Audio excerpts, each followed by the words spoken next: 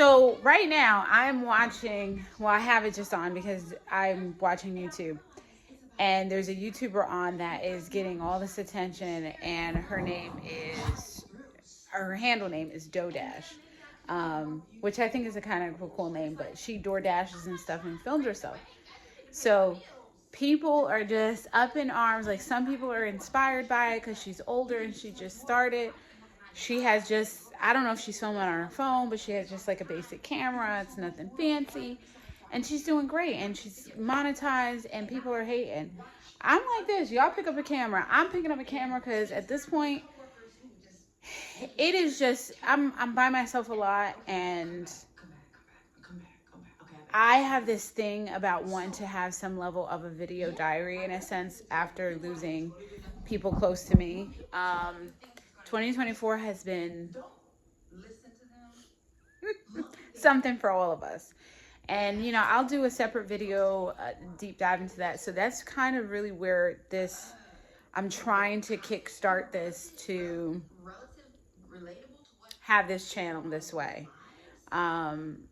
So fun fact, this channel is not going to just be pigeonholed to one thing. Like, obviously I have brands that I've created or businesses that I do. I have motivational stuff. I have relationship stuff. I'm starting over in life, so I have that kind of stuff. I have fun stuff. I have DIY stuff. I have makeup stuff. It's hair content. It's clothes. It's everything. So business tips, you know, any of that is going to be here. They say to be niche-y and to have different, my brain cannot handle 15 channels. It's bad enough I have multiple businesses that I have to juggle. So for right now, I'm just going to put this all on one platform. So watch what you can, follow, because there's going to be series, different things. So there's enough for everybody, in my opinion. But anyway, back to DoDash. So there's haters out there. I don't know. She's talking about something about her revenue drop. So I'm not really sure. Like, if people just not going to watch her because they feel like, oh, you're making money or whatever. I don't. Listen, garage door. We got too much going. Like, no, we just need to support each other. And if you don't like something that he's doing, don't watch him. Don't. Why are you wasting our time? You know? So my hair hasn't been washed in, dare I say, I don't know how many days it's been, but we're well over a week. And I don't do that. I don't like to do that anyway. Oh, God. So I'm thinking, hear me out. Wash the hair, slick it back, and then my big head and big face could be out. As long as you put some big earrings in and you really do your makeup, maybe I'll look okay. Because my wash day is Sundays. And I just feel like today's Wednesday, and it's like defeat the purpose. And then I'm like, okay, it stopped raining. It's nice out now. Wash the hair, maybe mousse it, do some mousse, and, you know, I'm just gonna go bald. No, wait, I don't want to do that, because then no, I don't want to go bald. I don't know what I want to do with my hair, and I'm not happy with it. So let's not say that, because then you'd be getting, God will really hear that and say, hey, let's grant her wish, you know. We won't grant the wish of winning the lotto, but we'll grant it for the other stuff. Do my hair. So I think I'm wash my hair, but hear me out. New product that's launching. It's a gel, it's a flaxseed gel like hair mask, and it's a conditioner, a reconstructor. But I'm not gonna lie, I put a bunch of it in my dry ponytail, and my intention was to just kind of like co-wash in a sense and just rinse my ponytail to kind of refresh it. And so I put it in there and it dried and I fell asleep, and it's cute. It's giving today. It's cute. It literally like refreshed the curl, and I don't know if you guys can see it, but I don't have my phone on my little stand, so I'm trying not to raise my arm too high. But it came out good. I didn't even rinse it. I was like, you know what, I'm just gonna leave it like that. But anyway, I'm about to drop these packages off. I'm not gonna hold y'all. I'd be lazy, and I'll be dropping the packages Not all the time, but sometimes, especially if it's early in the morning and it's early, so it's before UPS is open, and I just drop him in the little turnstile, and I just I fill it up. It's terrible.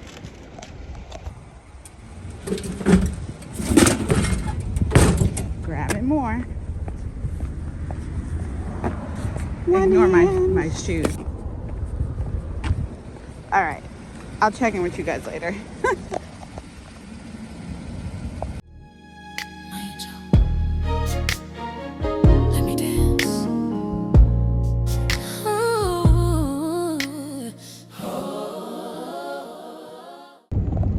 Back on the road. This time, hopefully my ranting in the car is actually being recorded and you can hear me.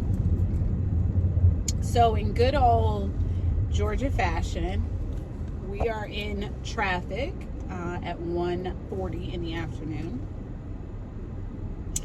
And like I was saying in the other clips that you can't hear from yesterday, today's Thursday, we're doing an estate sale. So I'm headed over there now. I dropped the packages off. So I'm going over there now so we can keep going with this setup because there's tons of stuff to dig through. I think I told you in the previous clips, I'm not sure, that he was a reseller. So he had a lot of stuff. Yeah. I really wish you guys heard my banter yesterday. I was hilarious. I mean, I'm a regular comedian. If you don't know, you know now. I did get some compliments today with my hair, which is so embarrassing because I have not washed my hair. And it pains me. It pains me to not wash it. But I zhuzhed it up. Like I said this morning, I had put that, I was saying how, see, this I don't remember what I said. But I did mention how I decided to not wash my hair because I didn't want anybody thinking, oh, your hair looked fresh. No. This is faking it. I'm just faking it until I make it to the sink, child.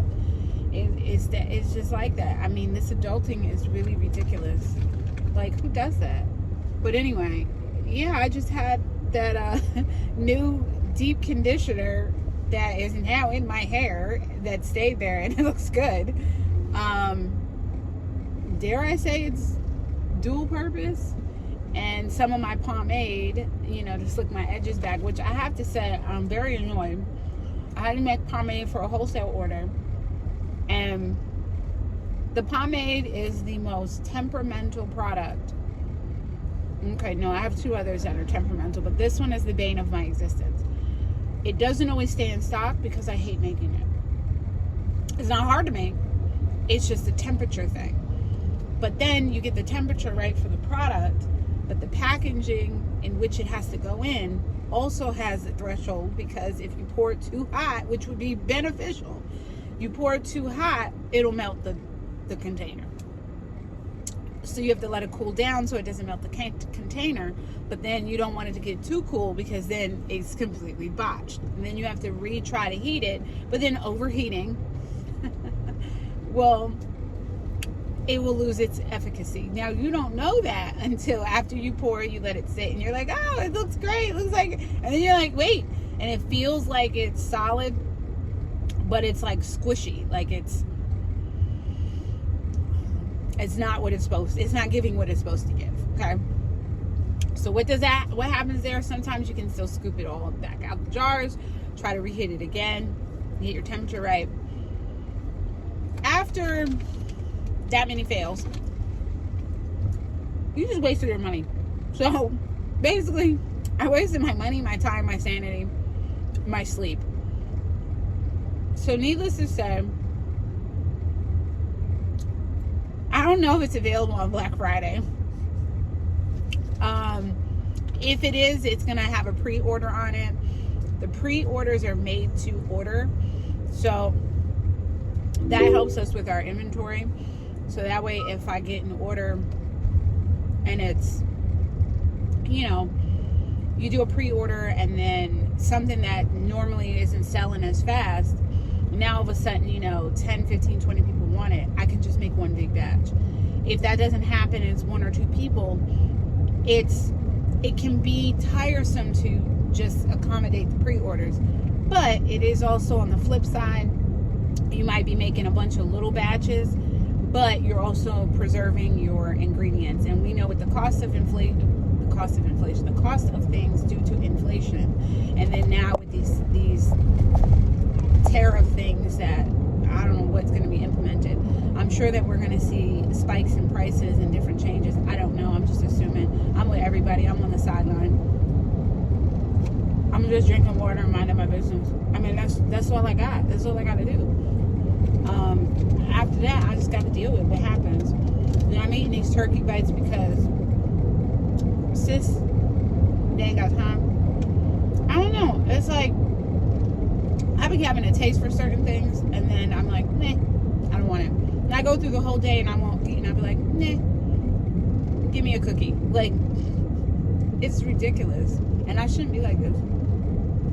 But my go-to quick is something protein, so I get these turkey bites from Walmart and a Red Bull, which you shouldn't be drinking. Don't drink them. They're horrible for you. I promise you. The flavored ones, they're the worst for you, so you don't want to drink those. I say that so they left for me. I absolutely love their the different flavors, the seasonal ones. So every time I see a new one, I run and get it. I don't know which one's my favorite this year, but I like them. Oh, the elderberry. It's not this one. That's a green one. I think it's elderberry. This one's strawberry and apricot or apricot, however you want to say it, but that's what I got. This one's cool, and this one's not like ice cold because I had it in my purse, but it's still got a chill to it, so it's still good. If you can drink it hot or warm and it's good, it's good. That's how you know. This traffic is ridiculous. But I don't get mad. I just sit here, always got a snack. Every time I hit the road, I got something to drink, got a snack. Usually I like to, if I'm going the other way, I didn't go that way today, but if I'm hitting the highway, I like to stop at Bojangles. And if you know, I love me some Bojangles fries, okay? But only when they hot and when they seasoned right. Because sometimes we have these little lazy little kids, and they don't know how to season right. They don't understand Lowry's. I believe there are Lowry's on there, but they don't understand. I need that shit to like tingle, like you got. That's when you know the fries is good. If you just popping it ain't. They gotta be hot and salty. So you be like, oh, that's when they're good. You don't need ketchup. You don't need nothing. I'm gonna talk myself right into getting some fries. I already see that. I see it's about to happen. But dare I say, the other day I went and I begged my entire pardon, but they had the audacity to tell me it was damn near $5. I said, for some fries? What? I mean, there was no drink. No. I ain't do that fountain shit. There's no drink attached. It is just fries. No. This was your regular size, your medium, your schmedium, not the large, not an extra large, not a family size. This is just a regular schmegular. This is for moi. She lucky I wanted them fries. And she lucky they was hot and ready. I had to wait 2 minutes for them. So I was not about it.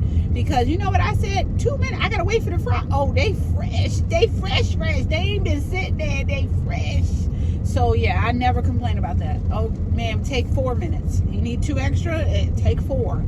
It's fine. Make sure you get the salt just right. It was good. They was on point. Ain't gonna hold you. They get a 5-star review. But they all ain't created the same. Child, I'm not even near where I got to exit to get to the exit to the next exit. I'm so far behind. And We 9 minutes into this chit chat, this car session, and I can promise you I have not moved very far. And I had to disconnect. You know, I don't know why I do that. I got GPS in my car, but I never do it. I always hook up my CarPlay and want to listen to the to Waze. I say Wazzy because my mother called it Wazzy. We don't know why, but we still call it Wazzy. So don't be correcting me. It's Wazzy per Miss Angela. Okay. I'm glad we understand that. Now, how I use this in the car though? Places, previous destinations. You think it can? No, that ain't where I went before. Oh no, that ain't right. No, who up in here? What was the address? I can't give y'all the address. There, I gotta go. Oh, this motor trucker. Hold on, I'm gonna have to pause y'all. Okay, I'm gonna break this whole car. I'm gonna literally break this thing into 2 pieces. Clearly, I'm not smarter than a 5th grader, and I don't know how to use the stupid GPS in here. And when I do, it said, well, clearly I have to be in park. Okay. How's this helping me? Then it says use voice recognition. I try to let it recognize my voice, and it has the audacity to keep giving me the wrong information. Now, if you tell them the street name, you give them the whole street, you give them the city, you give them the state, you give them the zip code, how the hell are you going to get the number of the house right, half of the street address right, the city right, the zip code right, but this is not the address? Like, why? I did it 10 times, and I'm like, short of either wrecking the car or beating the shit out the screen, I'm gonna have to let it go. You got it, Kia. You got it. I clearly. I don't know how. I don't know what I'm saying. You're right. I'm not even speaking English. I don't know what it is, but you got it. So I'm gonna let that be. This chat, like, I literally, when I tell you I'm still not on the exit to the exit, I mean that. I'm on the main one road. I gotta get on the other road to get on another road to get on the exit, and I'm not even there. This is like, I don't know what this is. I'm trying to just make it not torture. Like, for what? Like, no. And before anybody, maybe nobody had a bad day. I mean, right now we're having one. Nobody had a moment. There ain't no accident that I see. Ain't nothing going on in the 62-degree weather. Everybody's, from my vantage point, the world is rolling. I literally, oh my God, it took me that long. It literally took me 20 minutes to get, I should have went the back way. Just to get to this point took me 20 minutes. Actually, it kind of would have took me 20 minutes anyway, when I think about it. Maybe it wouldn't. I don't know. I just know this is ridiculous. If I ain't have a snack, I'd be real upset. I mean, right now it's just, the wind is winding, the trees is treeing, the car is moving, the people is peopling, and I got a snack. I'm good. And this car drive itself, I mean, it do but it don't. It's like if Tesla, like, it's like they was playing around and they was trying to be like Tesla. That's kind of what it is. And really what all it is, it's just got that lane assist. But I tell you, when you're going on a long distance trip, like, I'd never do it here up in the A, T, in the L. Oh no, not right here with this stop and go bullshit. Hell no. But when you on a road trip and you cruising, oh my God, it is the best thing since sliced bread. It keeps you right in the lane. It'll slow down and stop. Now, I don't want no full 100% you driving for me, and I got to talk to you like you're a kid. Those who know. Night Rider, okay? What about it? Tell me about it, okay? I don't know about no full on like that. I wouldn't like that. That would scare me. And I don't know about that. But this little Willow, and she at 2021 now. I really like the newer ones. It's a love-hate. I like the insides. I like the digital, all that is digital. I like that. What I don't like, and I like the logo. But they took the Telluride off the front. The grip, like, they changed little elements that I did love about this model. So I ain't rushing. First of all, I ain't rushing for no higher car payment than what I'm paying. Let's just be clear. We ain't doing that shit. It get me from point A to point B. It got air conditioning, got heated seats, sunroof. You know, I can change the drive shaft, got good gas mileage. I mean, with it, I got more seats for the imaginary kids that are way in the back. They in the back so far, you don't even know they're there. They way back. They laid down and everything. Got room for them. I'm good. I don't know, all this little social proof stuff and people getting all these little, now, y'all keep that shit. I'm gonna tell you right now, 43, no ma'am.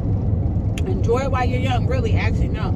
I say save it, enjoy, make memories, travel, do those things while you're young. That way you got something to talk about when you get older. When we out here, you know, I messed up. And when I say I messed up, I don't mean it in that sense. Well, I don't mean it in a sense because, well, no, I do mean it in that sense, but I didn't mess up because no, damn that.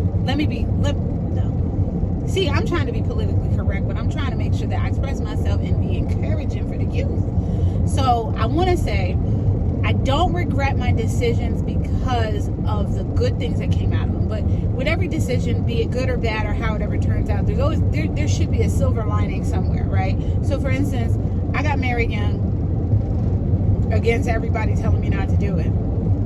I don't negate my daughter. I don't negate the opportunities that I had to travel and to live in other countries. The ability to comfortably start several businesses, quit several businesses, and try to find myself. Without that decision, I'm not saying I would not be doing the things that I'm doing. It just I would have had to do them way different. But that's just also on the caveat. The flip side to that as well is I totally would have been farther along in another category, meaning I might not have been afforded the opportunity to be a stay at home, do this, build this, go to school, all those things. It might not have been as easy. I would have accomplished those things in a different arena, and I would have worked harder towards something else. I still would have ended up with a decent career and then a business. I still would have, because what's for you is for you, and what's in you is in you, and no one can take that from you. No one can tell you this, tell you that. No one can say, hey,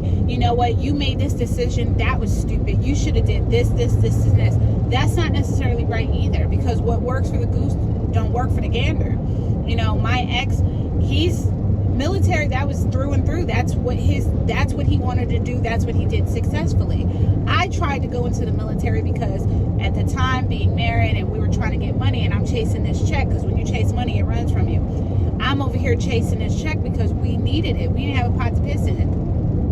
But they go and they tell me, hey, I knew I had problems breathing, but I didn't have asthma. So there I go in there and tell me, hey, well, you have sickle cell trait, and they test your levels, and I'm basically like sickle cell, like thalassemia type of vibe. Like my percentage is so high that it exceeds usually, a lot of people are there anywhere from what, it's like 5, 10, 15, 20%, and I'm over 50. So that's where I'm slightly over the 50. So that's where I'll start having some effects. But anyway, long story short, they gave you an opportunity to get out, and you had to sign and do this. It took me longer to get out than it was to get in. But I made that decision, and I remember at the time, the ex kind of was like, why'd you do that? Because I had to sign, like, I'll never join the military, blah, blah, blah. You could have just did it, you would have been okay. But what if I wasn't? Because I had to sign a waiver, like, if something happened to me during training, like, I basically died for the country. Like, I mean, you signing for the military, you don't really, all right, hear me out. You don't really sign up to die for the country. Like, and when I say this, maybe it's certain branches, okay? Maybe some are gung-ho and like, yeah, I'm signing up and I'm fighting for this country and I'm going to die for the country. Maybe that's it. I don't know. For me, it's people signing up. It's a job. God forbid if you have to actually go into combat or whatever. For me, I ain't going to hold you. nah, dog, that ain't me. They was yelling. I'm like, I don't really agree with what you just told me. I have to repeat. But I'm going to repeat it because, you know, I have to. I'm standing in formation. I got to yell this back to you because you yelled at me and this is the game we're playing today. But I ain't believing it. I wasn't with none of it. So it wasn't for me. But all that to say is what is for somebody, what somebody thinks is good for you may not necessarily be good for you. And you can't always listen to what someone else's rendition of your life that it should be.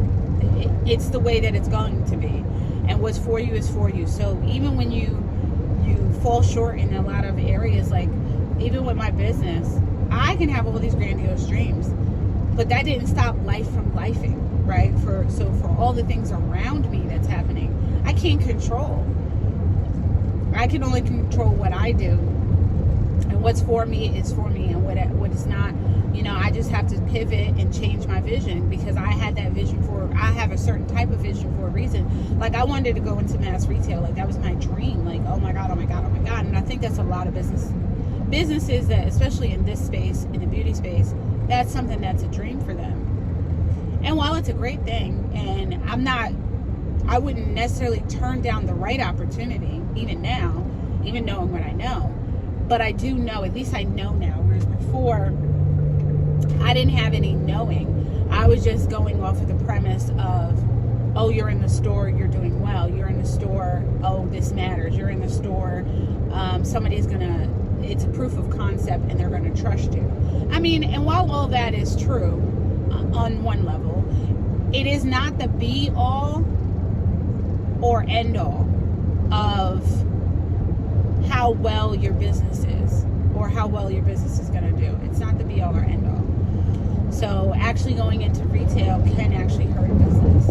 So that's what all this to say is people put that on you, and I still have people say, well, how come you're in the store? How come well, how come I know the other side of it, right? And while it's not a bad thing, it's no longer the one that I strive for.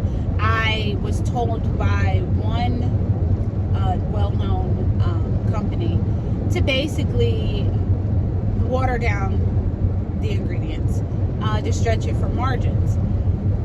No.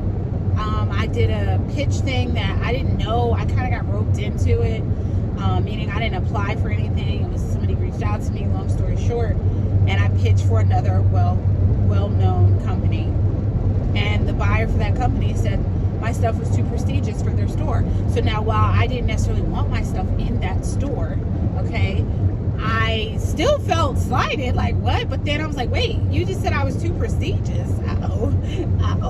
I need to be in, you know, other stores like Sephora, which was her words exactly. And I'm like, oh, but then now you just done pissed on these other brands that you actually were sitting there on the panel being the judges. Like, huh? They're in your store. So it was kind of in a direct competitor. It was kind of full circle, but it still stung a bit. But it just stung because, you know, there was a certain, you know, one individual within that was, I felt, was a little nasty, but that was my initial thing because I was kind of, I was in my feelings. Genuinely in my feelings because they told us before we went in there to make sure you told your story. And the two people who told their story, like a real story, I was one of the two, basically got kind of pissed on, like real talk.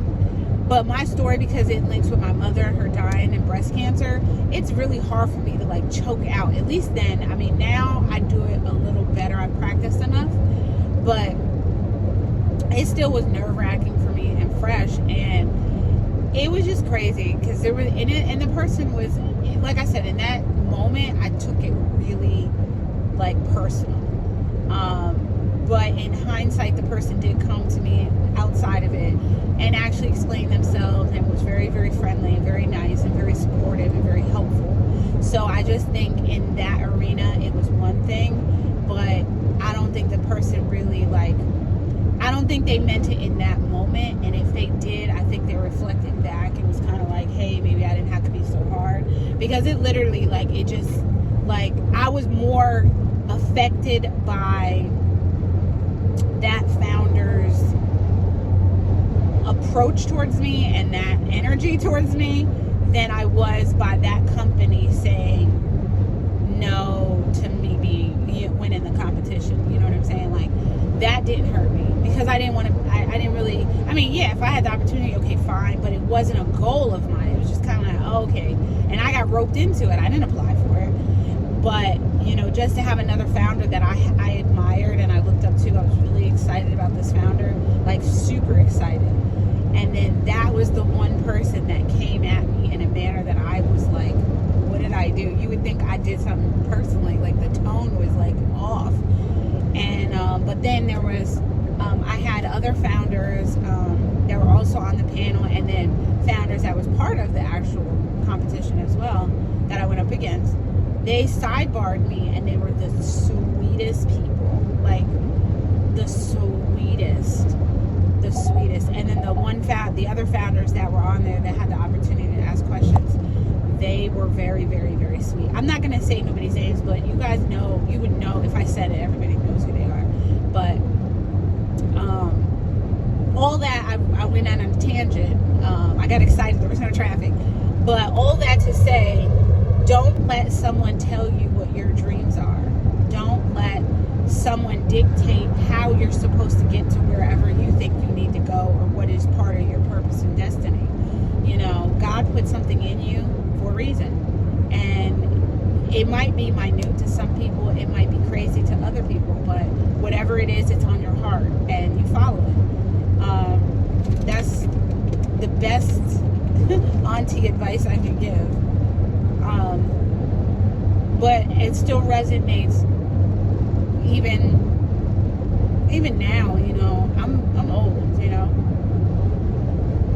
I mean, not that 43 is old. I think your life starts at 40, honestly, but it really feels like it because it feels like everything is starting over. Like everything I did for the first 28, well, I left house at 18. Everything I did in the first half of my life, it's like I'm an infant again. Like everything is resetting. Like I have to literally start completely over. The house that I built, that I love dearly, I handpicked the stuff. And while there's better out there, of course, you know, that was like the first home that, not the first one that I've owned. We had a home in Idaho as well. But this was the first one that was customized, and, you know, I had a lot into it, and, you know, there's just a lot of memories in there, and those people are no longer here. So I won't have, like, memories we get to carry with us. That's the good thing. We can't always be in the same home, in the same, you know, same area and things like that for those memories to take flight, but we always will have them in our heart. So I try to keep that in mind, and it just, I get all broken up when I think about it. And I'm more attached to the memories and more attached to that than the actual house. So I'm just working on that detachment. But I'm excited to start a new chapter and excited to see where that's going to go. And, you know, I know the next home, if I decide to buy, which I really don't know if I want to, but the next home, if I decide to buy, wouldn't be for another maybe 3 years, 2 to 3 years. And because I don't know where I want to stay. Like, even if I stay in Georgia, I don't know what area I really want to stay in. And I feel like if I buy again, I'm going to pick an area where I'm definitely going to want to stay, you know, for whatever I got left in this life. So I think the next 2 to 3 years, I would even go as far as 4 years, to just kind of maybe like do a lease somewhere. I don't really want to move yearly. I've done that. But like maybe a year, like a 2-year lease one place, or a year and a half one place, or something like that. And then try another side of town. Obviously, commuting around. I'm the type of person that when I'm in one area, I kind of stay in the vicinity.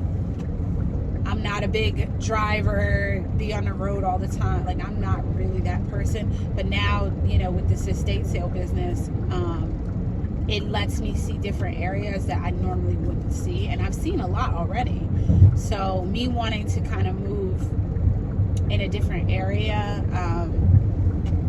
you know, it's helping because I get to see, you know, what's around me instead of just being stuck where I didn't really have it. I mean, kind of had a choice, but we didn't have a choice. So now it's like, it's crazy because I have nothing but opportunity. Meaning, I don't have to just live in this area because of that or this area because of that. I can live wherever I want. I don't even have to stay in Georgia.